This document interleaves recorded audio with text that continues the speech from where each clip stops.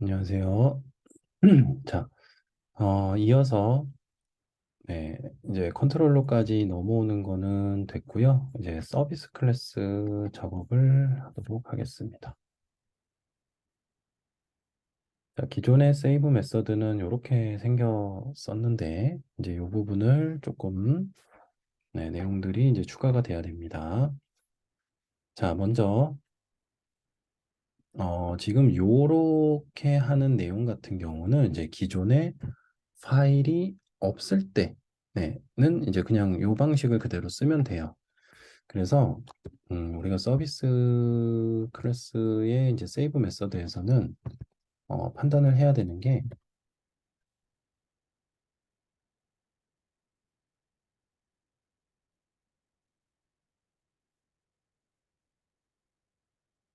파일 첨부가 됐는지 안 됐는지에 따라서 로직을 좀 분리를 해야 됩니다. 네. 그래서 자, if문으로 보드 DTO에 get 보드 파일. 네, 그 우리 아까 멀티파트 파일로 정의한 거기에 이제 is empty라는 메서드를 제공을 해주고 있어요. 그 멀티파트 파일이라는 그 인터페이스에서 자, 말 그대로 DTO의 파일이 비었냐 없냐 그러니까 말 그대로 파일이 없다는 거죠. 네, 그래서 여기는 파일이 한국 파일이 없다는 경우입니다. 그리고 else에서는 첨부 파일이 있는 경우겠죠. 네. 이렇게 두 가지로 분리를 해서 진행을 하도록 하겠습니다. 자, 그러면 이제 요 두 줄은 파일이 없는 경우에 대한 처리라고 보면 돼요. 파일이 없는 경우에 대한 처리.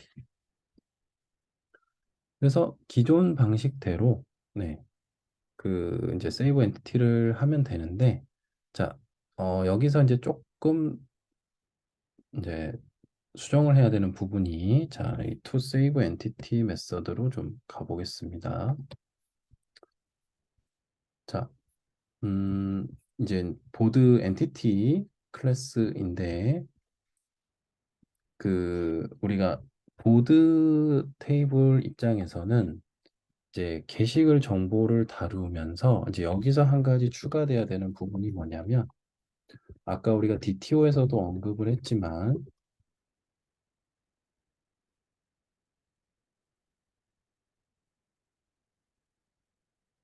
네, 파일이 전부 이 게시글에 파일이 있냐 없냐를 이제 보드 테이블에서 그 가지고 있자라는 거죠. 그래서 요 값을 여기서도 마찬가지로 1 또는 0으로 잡도록 하는 거예요.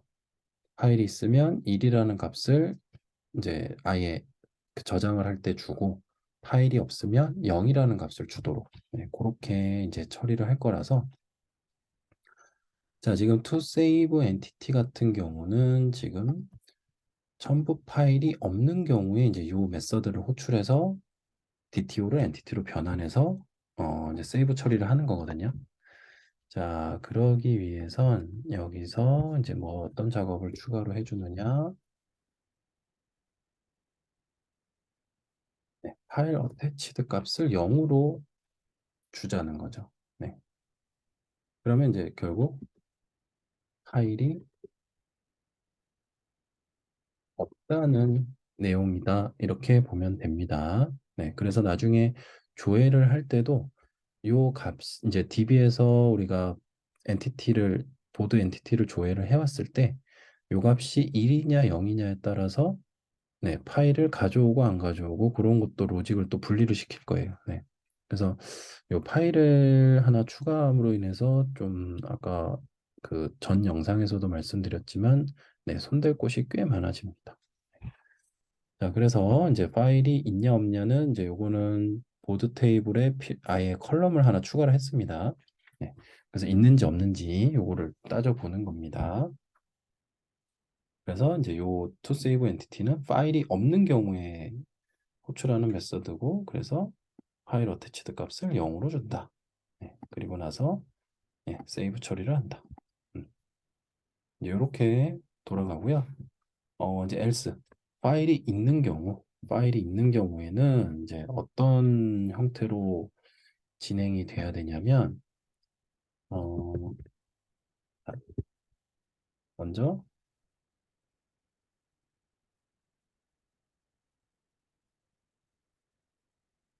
로직을 좀 한번 써보겠습니다.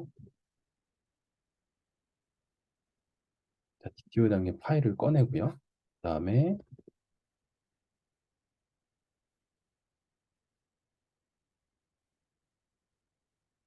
파일의 이름을 가져오고요.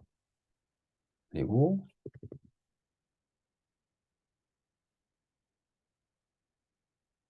이제 서버 저장용 이름을 이름을 만든다.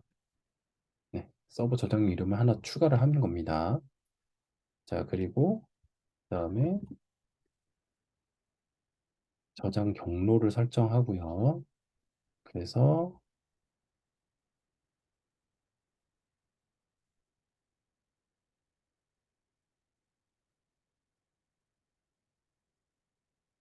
해당 경로에 파일을 저장을 하는 처리를 하고요. 자, 그리고 나서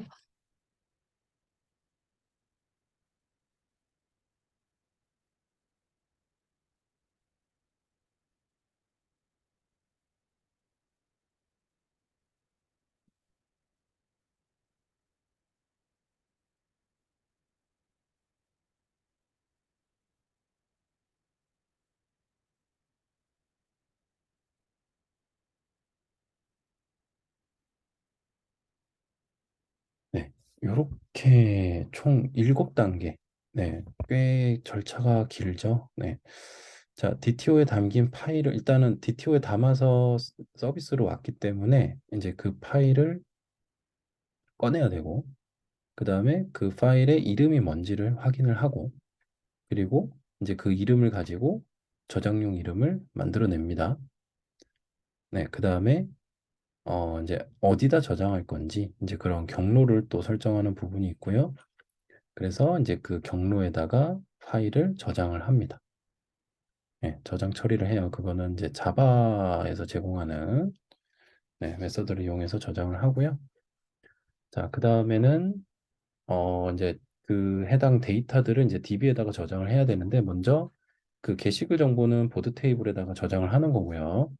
그리고 이제 그 해당 파일 정보, 네, 이제 그 파일 정보는 또 보드 파일 테이블이라는 그 별도의 테이블에다가 이제 저장을 해야 됩니다. 그래서 꽤 긴 과정이 있는데 이제 하나씩 보도록 하겠습니다.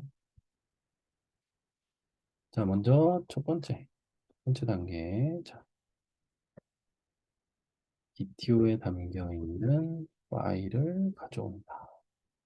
네, 요거는 이제 여러분들 자동 완성을 좀 활용을 해보면 멀티파트 파일로 왜냐면은 보드 파일 자체가 멀티파트 파일 타입으로 선언을 했으니까 필드가 그래서 얘를 이제 get을 하면은 멀티파트 파일로 이 파일을 가져오게 됩니다. 얘는 이제 실제 파일이에요. 어떻게 보면 여기 1번 그다음에 자, 파일의 이름을 가져오기 위해서는 보드 파일 get original file name이라는 메서드가 있어요. 자, 얘는 이제 스트링 타입의 값을 줍니다. 자, 그래서 이 파일의 이름, 그러니까 뭐 실제 그냥 사용자가 올린 파일의 이름인 거죠. 네, 사용자가 뭐 내 사진이라고 올렸으면은 그 내 사진이란 이름을 가져옵니다. 확장자까지 같이 가져옵니다. 네, 그래서 이렇게 파일 이름을 가져오고요. 자, 서버 저장용 이름을 이제 만든다라는 의미인데,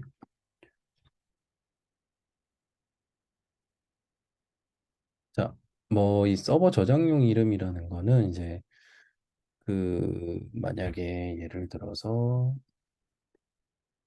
뭐 사용자가 올린 파일이 뭐 내 사진 .jpg라고 한다면 이제 이거를 뭐 어떤 난수처럼 보이는 숫자에다가 이렇게 앞에다가 붙여가지고 이런 형태의 파일 이름으로 만들겠다라는 거예요. 네. 그럼 요 값은 이제 그 어떤 파일끼리 서로 겹치지 않아야 되는 값이겠죠. 네. 그래서 이제 요런 값을 만들어주는 방식이 뭐 자바에서 제공하는 뭐 UUID라는 걸 이용을 하기도 하고요. 네. 이제 여기 영상에서는 어떤 값을 이용할 거냐면 네, 일단 코드를 작성하고 말씀을 드리겠습니다.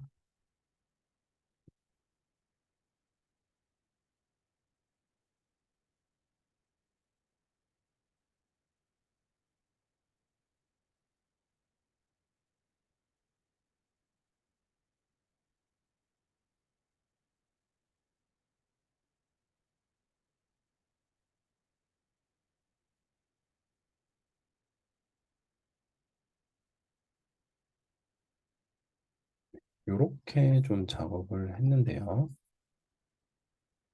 자, 여기 system.currentTime.millis라는 건 뭐냐면 어, 뭐 여기 설명이 조금 나오긴 합니다. 여기 설명이 좀 나오긴 하는데 그러니까 1970년 1월 1일을 기준으로 해서 네. 그러니까 UTC 기준으로 지금 현재가 몇 미리세크나 지났느냐 그 값을 주는 어떤 메서드예요. 네. 그래서 뭐 꽤 긴 값이 나옵니다. 그러니까 뭐 날짜로만 쳐도 1970년부터 오늘까지가 거의 50몇 년이 지났으니까 뭐 날짜로만 해도 뭐 거의 365가 50몇 년이니까 꽤 되겠죠. 네. 그러니까 그거를 시간으로 바꾸고 그걸 또 초로 바꾸고 그걸 또 밀리초까지 바꾼 거예요. 그러니까 꽤 긴 단위의 값이 나오게 됩니다. 그래서 어 이제 그 값을 앞에다가 붙이겠다는 거예요.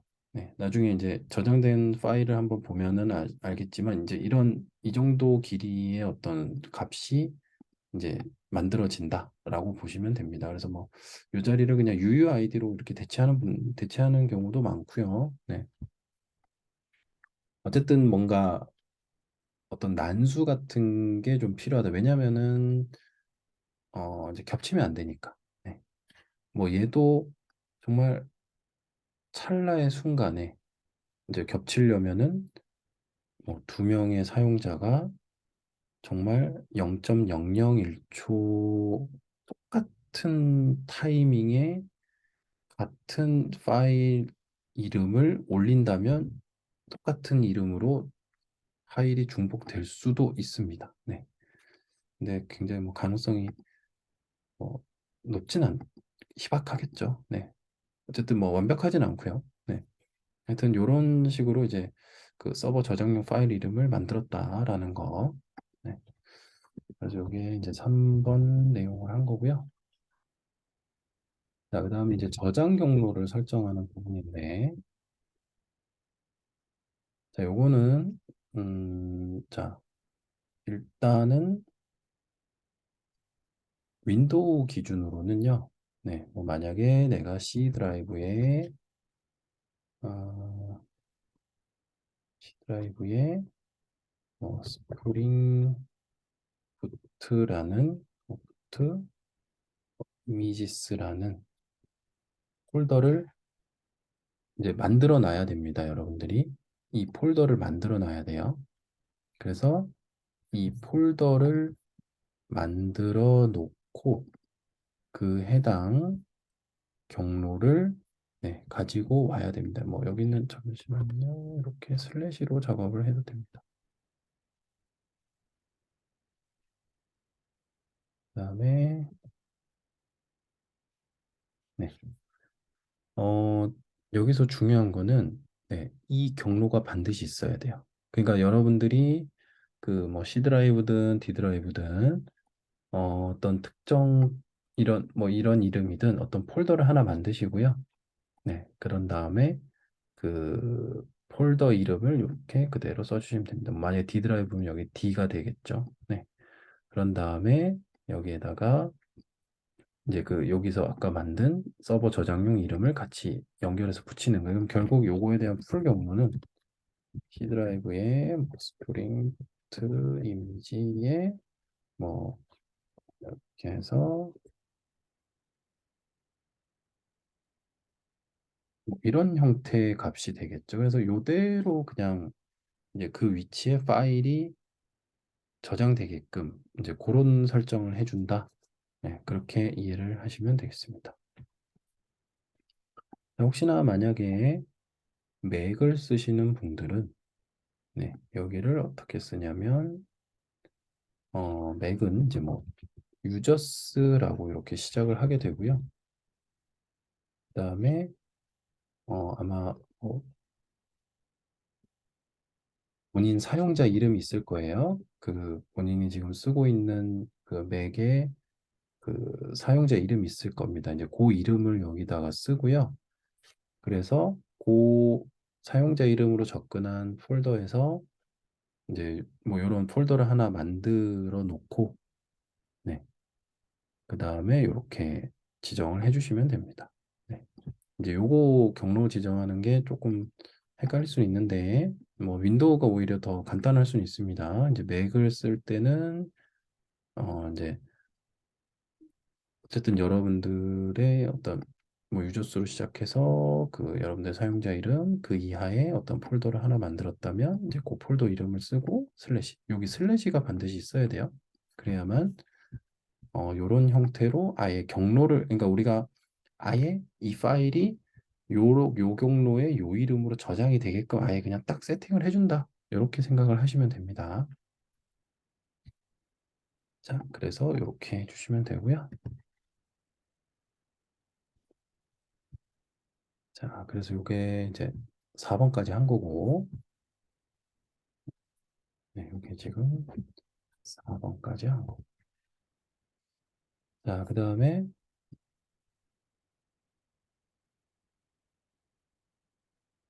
네, 5번은 이제 그 해당 경로에다 파일을 실제로 저장을 하도록 하는 내용입니다. 그래서 보드 파일을 transfer to 파일, 그다음에 save as. 네, 자, 이 파일은 네, 자바 IO 패키지에 소속된 네, 그래서 이제 파일 처리를 담당하는 이제 그런 네, 객체라고 보면 되고요. 그래서 이 파일을 말 그대로 트랜스퍼 투 이제 여기로 넘긴다라는 겁니다. 여기로 넘긴다. 그러니까 요거 트랜스퍼 투 같은 경우는 어, 여기 보시는 것처럼 이제 요거는 네, 그 스프링에 있는 멀티파트 파일에서 제공하는 그런 메서드라고 보면 됩니다. 그래서 어, 말 그대로 이제 요렇게 저 지정한 경로로 파일을 넘긴다라는 의미입니다. 자, 근데 이제 여기서 그 익셉션이 발생할 수 있다고 해서 이제 그 에러가 뜨는데 자, 여기 add exception to method signature 요걸 클릭해 주시면 네, 여기 throw IO exception이 여기 추가가 되고요. 그러면 이제 얘를 호출하는 또 컨트롤러에서도 문제가 생기니까 여기서도 add exception 해주시면은 여기서도 이제 throw 네. 그러니까 서블릿 쪽으로 이제 예외를 떠넘기는 거죠. 이렇게만 해주면 됩니다. 자, 그래서 요게 6번. 자, 이제 여기 5번이죠. 자, 여기까지가 이제 파일 저장만 한 거예요. 파일 저장만 한 겁니다. 네, 파일 저장만 한 거고요. 자, 요렇게 하면은 여러분들이 그 이제 화면에서 파일을 첨부하고 이제 그 첨부된 파일이 그 여러분들이 지정한 경로에 저장되는 것까지는 확인이 될 겁니다. 네. 그래서 한번 확인을 해 보시고요. 네. 그 파일이 제대로 저장이 되는지. 만약에 뭐 경로에 제대로 저장이 안 된다면은 요 위치가 잘못돼서 저장이 안 될 수가 있으니까 요 경로 다시 한번 좀 확실히 확인해 보시고, 네, 뭐 혹시나 잘 안 된다면, 네, 뭐 댓글로 남겨주시면 제가 뭐 도움 드릴 수 있도록, 네, 해보겠습니다. 자, 그럼 일단 요번 영상은 여기서 끊고, 네, 한번 확인을 다 해보시고요. 이제 나머지 두 가지 여기서도 좀 설명이 길어지거든요. 네, 그래서 이 내용은 이제 다음 영상에서 이어서 하도록 하겠습니다. 네, 감사합니다.